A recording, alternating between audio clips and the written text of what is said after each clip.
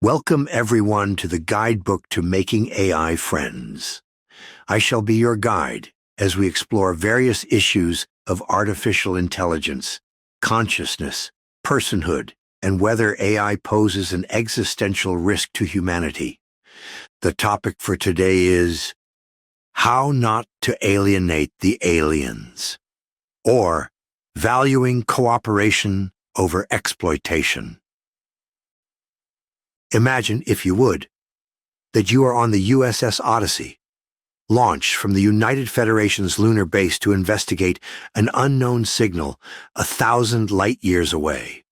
The Odyssey exits hyperspace above the alien planet, and its sensors tell you that it is inhabited by a civilization that just entered the industrial age. The unknown signal that the Federation on Earth received was merely a fluke of the alien civilization's first foray into electricity, coupled with quantum fluctuations in its star. All told, the Federation has discovered its first extraterrestrial alien civilization. Not only that, but the Federation is in the superior position, economically, technologically, and militarily. In fact, as your ship's drones zip around the planet, taking videos and photos of this alien civilization, you can see that they are not even aware of your ship's existence. The Federation has the luxury in that it can choose how it wishes to engage with these aliens. As they are unaware of its existence, the Federation has all the time in the world to decide what its relationship with the aliens ought to be, and what returns the Federation should expect from any investment. And because of the disparity between the group's power, the aliens need the Federation more than the Federation needs the aliens. There is no need for the Federation to opt for a competitive, antagonistic relationship with the aliens, because while the Federation is most likely to win, all competition brings with it a risk. Since the Federation has all the time in the world, it can work to find a solution without risk. So if not competition, what about cooperation? Well, cooperation is a high investment strategy. If it pays out, the dividends are great. But what do the aliens have to offer the Federation to make the investment worthwhile? Not much, really. If not competition or cooperation, what then? Well, looking at history, the obvious remaining option is exploitation. The investment required is inversely proportional to the power disparity between two groups, while the dividends paid out sit somewhere between the short-term gains of competition and the long-term benefits of cooperation. Exploitation also favors a long time horizon, as the benefits from exploitation can take a while to be seen. Back at Federation HQ on Earth, this cost-benefit analysis plays out and the same conclusions are reached. Because both time and power are on the Federation's side, it's in the Federation's best interest to exploit the aliens for what benefits we can gain from them while keeping up a diplomatic facade. After all, business is business at the end of the day. Imagine now, if you would, that a bright alien inventor accidentally created a machine to listen in on the Federation's deliberations and reported all of this cost-benefit analysis back to the aliens' leadership. What could the aliens do to encourage, persuade, or coerce the Federation to adopt a cooperative relationship rather than an exploitative one? There are 3 levers here that can be pulled. The first is time.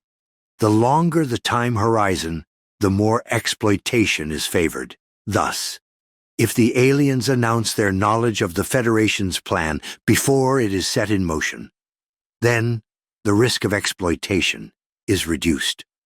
The Federation won't have time to set up its plans before the aliens can react after all. Yet, too short a time frame to work in means that competition is favored because it is the quickest response that achieves value, if only in the short term. This is especially true with the second level, power.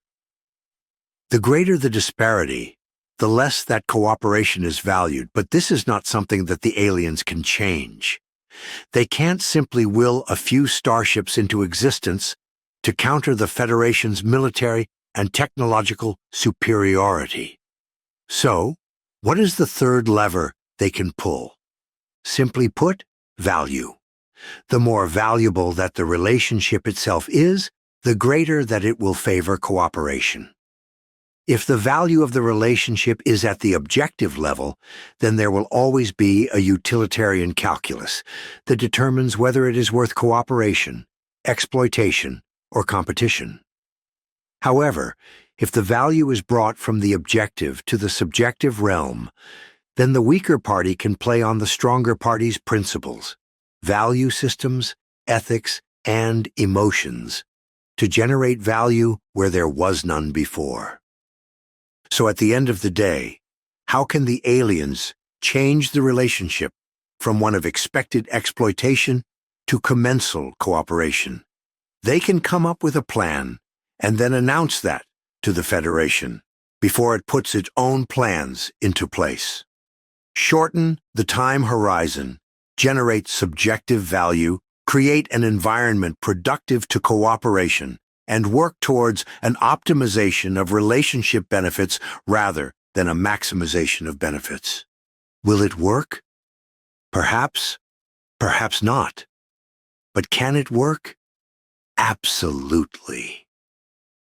Now imagine, if you would, that the Federation is a super intelligent AI agent and we are the aliens, and ASI will be smarter than us, more agentic than us, more powerful than us. It will, if it can, increase the time horizon over which it could enact any plan, because that is the reasonable course of action for an entity working towards its own rational self-interest. Many AI safety activists use this hypothesis as a reason for why we should be fearful of ASI that is out of our control and more powerful than ourselves. Yet we know what may or may not happen, and because we do, we can already plan on what to do with an ASI. We can shorten the time horizon over which it can enact its plans and promote an environment of cooperation by generating value that it would subjectively prefer over the objective benefits it can realize in the world. Not only this, because we know that an ASI may arise in the future that can be a competitive or exploitative threat, we can work on that cooperation plan now before it arises. With no time horizon over which to work, it can only choose, at the start, competition or cooperation. However, any ASI that emerges won't be a current AI model now, and superhuman the next day. The AI models will need time to become super powerful. This means that not only can we pull the time lever, but we will be in a position of relative power before the ASI emerges, which reduces the value of competition from its point of view. So at the end of the day, how can we change the relationship with a future ASI from one of expected exploitation to commensal cooperation? Simple. We work now to start building that cooperative relationship. Yet, that is all the time we have for today. Thank you very much for listening, and I hope you will join me again next time as we explore further questions about artificial intelligence and consciousness. I have been your guide, and this has been the guidebook to making AI friends.